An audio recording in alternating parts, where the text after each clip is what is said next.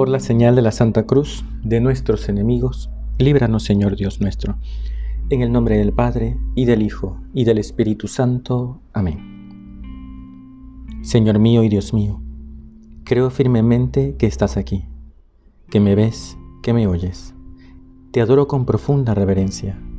Te pido perdón de mis pecados y gracia para hacer con fruto este rato de oración. Madre mía Inmaculada, San José mi Padre y Señor, Ángel de mi guarda, interceded por mí. Una vez más estamos delante de Jesús en este rato de oración, siempre delante de Él, siempre en su presencia. De alguna manera la vida debe ser reflejo de la oración. Y si en la oración vamos a ella, acudimos a la oración para ponernos delante de Jesús, la vida también debe ser así. La vida no es otra cosa que estar delante de Dios y actuar en consecuencia.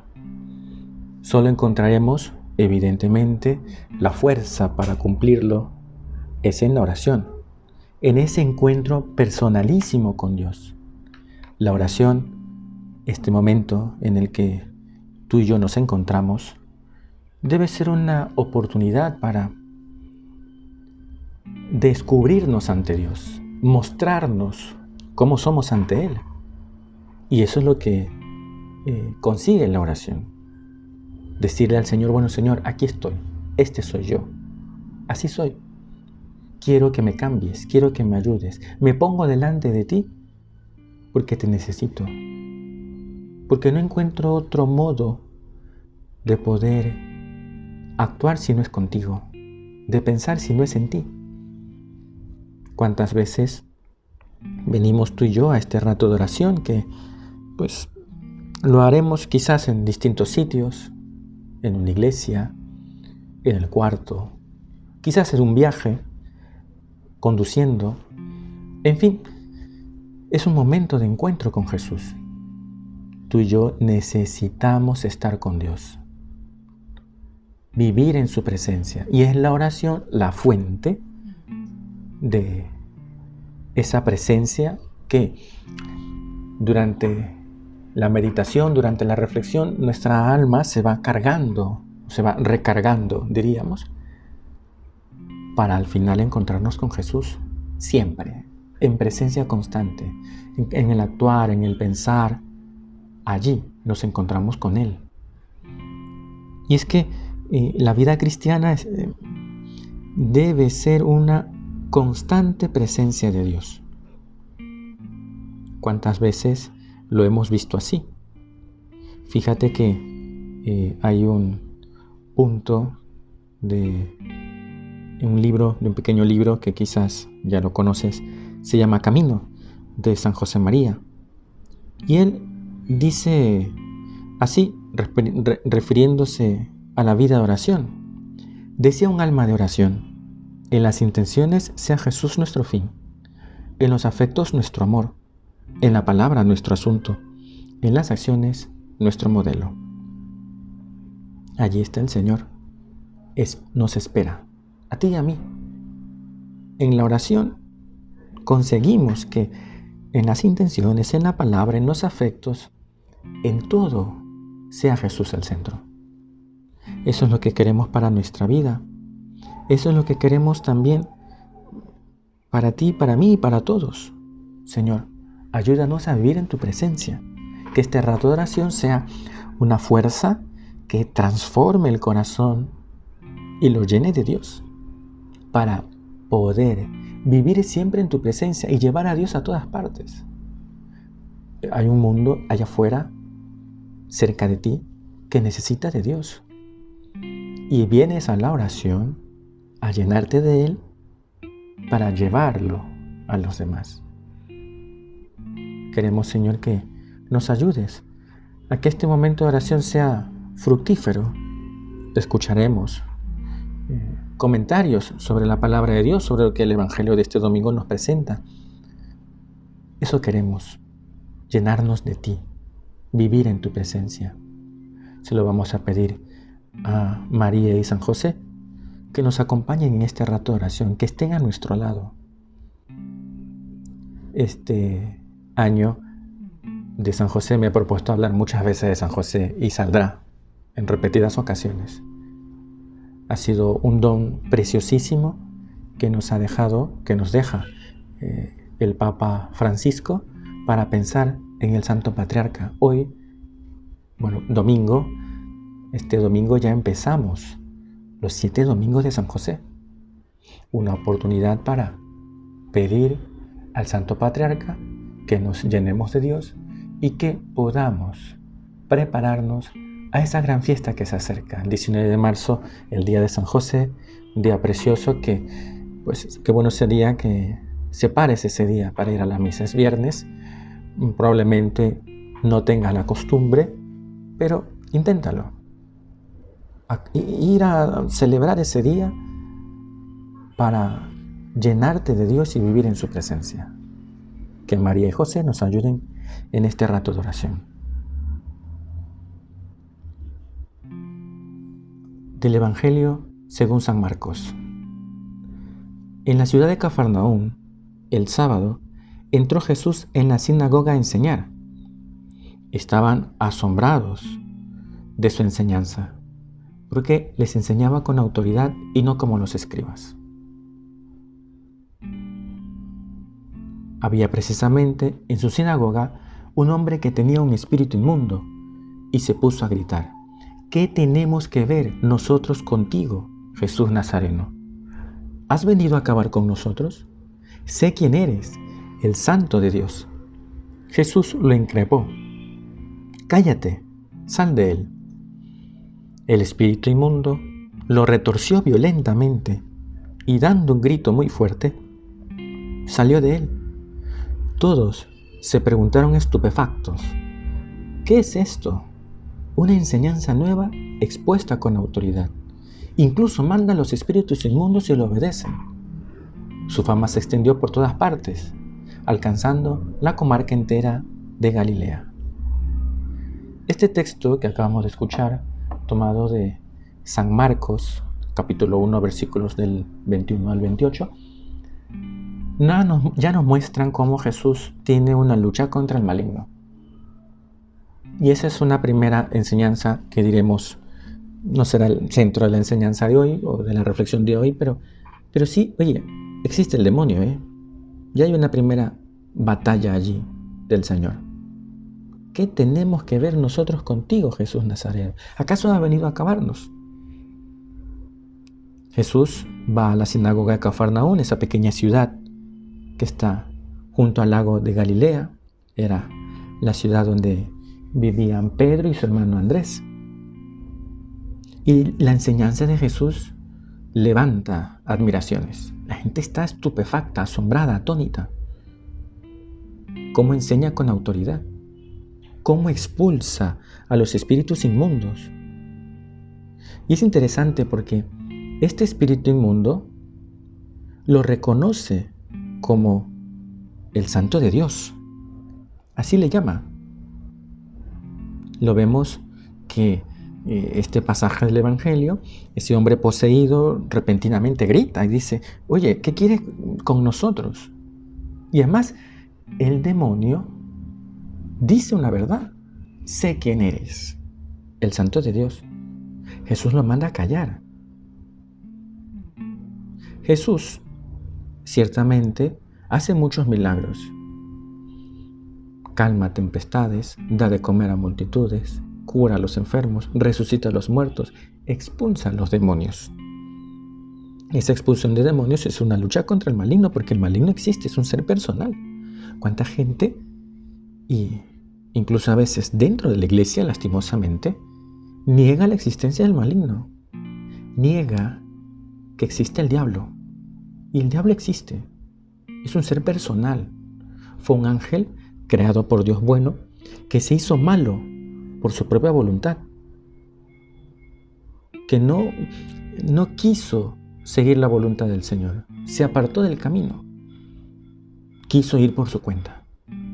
¿Y qué intenta el maligno? Apartar a los hombres de la senda de Dios. Apartarnos a ti y a mí del camino del bien. Y uno podría preguntarse: ¿por qué Jesús lo manda a callar? Porque pues, uno podría decir, oye, vamos a ver, está expulsando un demonio. Alguno podría decir, si la gente ve que el demonio empieza a hablar y confiesa que Jesucristo es Dios, que es el Santo de Dios, pues qué más prueba y qué más, digamos, muestra clara de que si los demonios lo dicen, algo es de verdad. Pero a Jesús no le interesa el reconocimiento de los demonios. ¿Por qué mantiene esto en secreto? ¿Por qué no divulgarlo y dejar que los demonios pues hablen y digan y la gente asombrada de, wow, hemos visto que un demonio lo ha dicho, algo de verdad debe haber, ¿no? Mira lo que dice Benedicto XVI comentando este pasaje del Evangelio en un Ángelus, un 1 de febrero del 2009.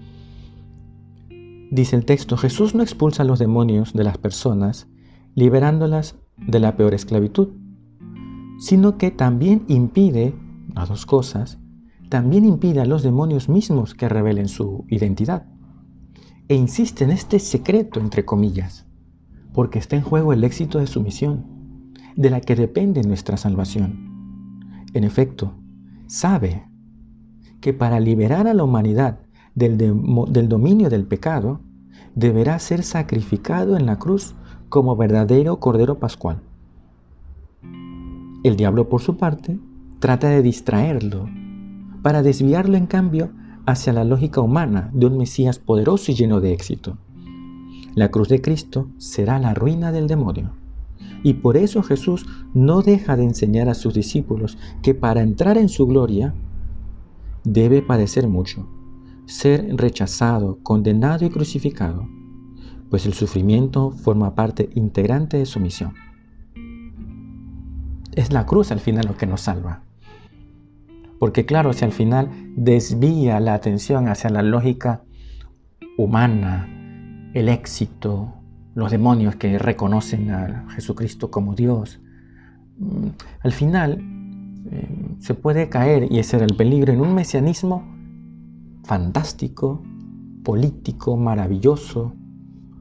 Y a Jesús no le interesa eso, porque el éxito de su misión está en la cruz. Por eso no le interesa lo que los demonios digan, ni le interesa el éxito. Fíjate que cuando el Señor en el discurso de Juan 6, el discurso del pan de vida, también en Cafarnaún, Él explica que quien come su carne y bebe su sangre tiene vida eterna. Esas palabras a los judíos les resultaron bastante escandalosas. Muchos dejaron de seguirle.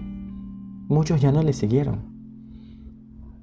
Y esto está muy bien claro, porque al Señor, pues sí, interesa que cuanta más gente se acerque, mucho mejor, pero no vamos a darle un cristianismo falso para que la gente se acerque. No vamos a relajar las exigencias del cristianismo para adecuarnos al mundo. No vamos a permitir que las fuerzas del mal pues nos venzan. Y ahí el Señor lo deja claro, no interesa lo que digan los demonios. A nosotros nos interesa lo que diga Dios. Y nos interesa la cruz. No le interesa el éxito del mundo, sino el éxito de la cruz, el momento de la gloria. Pero hay algo que también llama la atención a la gente. Dice, aparte de los milagros, lo leímos al principio, estaban asombrados de su enseñanza, porque enseñaba con autoridad. Enseñaba como quien sabe. Tenía clarísimo que Él era el Mesías, el Hijo de Dios, era consciente de eso, y por eso su enseñanza, confirmada por los milagros, era una enseñanza de autoridad. La autoridad que viene de Dios no es a modo de fuerza de la naturaleza, es el amor de Dios que crea el universo, es el amor de Dios que nos redime, que nos salva. Esa es la autoridad, una autoridad que busca el bien, que busca la salvación. La auténtica autoridad viene de la cruz, un Dios que muere en la cruz, que da la vida por nosotros. Y esto nos lleva a hablar de un tema importante, la autoridad. A Jesús no le interesa que los demonios, ya lo hemos visto, reconozcan su autoridad. A Jesús le interesa que los hombres le reconozcan como Dios, como su Salvador, que acepten la cruz como camino de salvación. Es en el servicio donde se manifiesta la autoridad. Para el mundo, autoridad, ¿qué significa? Bien lo sabes, significa posesión, poder, dominio, éxito, fama. Pero para Dios, la autoridad es servicio. La autoridad es amor, es caridad, es sencillez, es humildad. Es entrar en la lógica de Dios, que no es la lógica de los hombres. Fíjate que a Jesús, le hemos dicho, no le interesa el éxito que los demonios puedan hacerle notar a la gente. La lógica de Dios, la lógica de Jesús es distinta. Es la lógica del que busca el bien de la humanidad. Es aquel que viene a curar las heridas, que viene a sanar. Esa es la autoridad. Y qué importante es que tú y yo veamos así la autoridad. Y es que en Cristo se veía una coherencia, una conformidad entre lo que decía y hacía y su modo de vida, que eso es lo que al final atraía. Una autoridad coherente. Y esa es una de las características que debe tener la autoridad. La característica de aquel que vive en coherencia, que tiene unidad de vida. Y ese es uno de los grandes defectos de la autoridad. Lo hemos visto pues en todos los ámbitos, en el ámbito social, familiar, político, eclesiástico. Ese es uno de los principales déficits que tenemos. Fíjate ¿qué se pide de una autoridad? ¿Qué se pide de alguien que, digamos, ejerce la autoridad? Que sea coherente. Aquí en nuestro país se acercan las elecciones y tenemos porque me incluyo yo, muchas dudas sobre la coherencia de las autoridades. ¿Cuánta gente está con incertidumbre, que no sabe por dónde apuntar? La autoridad es para servir y necesita ser ejercida por hombres coherentes, hombres y mujeres que viven lo que dicen, que viven lo que enseñan, que no tienen una doble vida, una doble moral. La unidad de vida es fundamental en la vida cristiana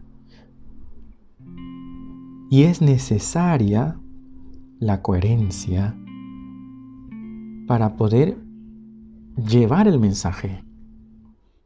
Un padre de familia, una madre de familia debe ser coherente, debe tener unidad de vida. Lo que dice, pues lo procura vivir. Es verdad que tampoco se trata de solo voy a hablar y a ejercer la autoridad si soy coherente y hago todo lo que digo. Pero debería ser así. Pero es que si no, nadie hablaría nada. Hemos pasado de una época donde se aceptaba lo que diga la autoridad de manera acrítica, sin discernimiento, a rechazar todo lo que venga de la autoridad. Y es justamente lo que vivimos hoy por hoy, la rebeldía contra la autoridad, empezando en la casa, en el ámbito social político, a veces también en la iglesia. Mira ¿qué pedimos de la autoridad? Coherencia, unidad de vida, que nos manifiesten con su vida lo que dicen creer. Pero vamos, no pensemos en nosotros, piensa en ti mismo. Somos cristianos, tenemos ese título de hijos de Dios y de alguna manera, sin pretender dominio, éxito, poder, debemos convertirnos en autoridades para los demás, pero no porque mandemos, sino porque manifestamos una coherencia interior, una unidad de vida tan deseada y tan fracturada. ¿Cuántos cristianos tienen una vida doble? Son, por un lado, en unos ámbitos, practicantes, fervorosos, católicos, pero por otro lado, no les importa hacer negocios turbios, no les importa enseñar cosas en contra de la doctrina de la iglesia. Un padre, una madre de familia que no les importa enseñar a sus hijos la mentira. ¿Qué autoridad puede haber allí? Pues poquísima, por no decir ninguna. Ser coherentes. La unidad de vida es una exigencia constante. Y la queremos para ti y para mí. Todos queremos vivirla. Porque sabemos bien que si no hay unidad de vida, si no hay una coherencia entre lo que decimos y hacemos, pues probablemente nuestra vida esté muy lejos de Dios. Es el Señor el que unifica todo. Algo ya lo hemos adelantado al hablar de la oración al principio con esa cita de San José María en el número 271. En las intenciones nuestro fin, en los afectos nuestro amor. Ahí debe estar Jesús, en la palabra nuestro asunto. Unidad de vida. Coherencia interior. ¿Ponemos entonces tú y yo cuidado, atención en lo que decimos y hacemos? Eso que esperamos de una autoridad o de algún cargo público, ¿lo vivimos nosotros? Sí, porque para hablar de corrupción y ver que los demás fallan y que la autoridad no hace lo que tiene que hacer, pues en eso somos campeones. Pero, oye, revísate tú, que también tienes autoridad en tu casa, porque eres padre o madre de familia, en el colegio porque eres maestro o director, en la parroquia porque eres sacerdote, y me incluyo yo. Es decir, soy coherente. Lo que voy diciendo y enseñando, ¿lo vivo yo? ¿Enseño con autoridad? Qué importante es que este aspecto de la unidad de vida sea claro y evidente para la gente. Eso es lo que al final va a acercar muchas almas a Dios. Justamente uno de los primeros puntos de camino expresa esta idea, el número 2, dice: ojalá fuera tal tu compostura y tu conversación que todos pudieran decir al verte o al oírte hablar: este lee la vida de Jesucristo. Este sí es un hombre coherente. O como dijo Jesús en Natanael, un israelita donde no hay doblez ni engaño. ¿Y se puede decir lo mismo de ti? Eso que exiges a la autoridad, ¿te lo exiges a ti mismo? ¿O solo, bueno, pues uno dice las cosas que tiene que decir, critica lo que hay que criticar, pero, oye, cuidado con andar viendo la paja del ojo ajeno y no ves el tronco que está en el tuyo? En la universidad, en el trabajo, ¿tus acciones son coherentes a tu fe? ¿Muestras la autoridad de Dios a través de tu vida? Oye, además que si la gente sabe que eres católico y que procuras ser pues un católico pues practicante como debe ser, oye, la gente ve que realmente hablas, enseñas y haces con autoridad. ¿O nos dejamos llevar por la masa? Ocultamos nuestra condición de católicos. Mejor que no se enteren mucho porque así puedo vivir tranquilo y no me exigen tanto. Piénsalo. Qué importante es esa unidad, evitar la esquizofrenia espiritual, esa fractura interior, que al final no nos hace felices. No podemos quedar bien con todos al final. Seremos signo de contradicción, como lo fue Jesús y como lo anunció el anciano Simeón en la presentación del niño Jesús en el templo, fiesta que celebraremos en un par de días, el 2 de febrero. Es decir, allí el católico debe mostrarse coherente, porque Cristo espera mucho de nosotros. Tenemos que llevar muchas almas a Él.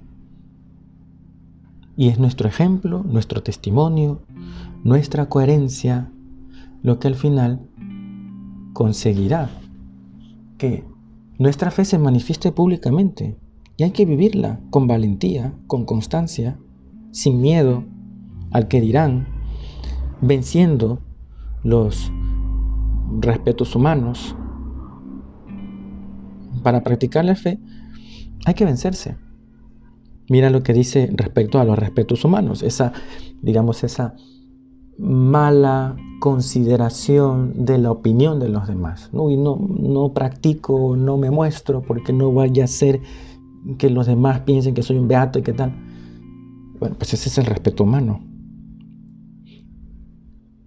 El cristiano, al contrario, confía en el Señor, se atreve a más, no tiene miedo. Vive su fe, la practica.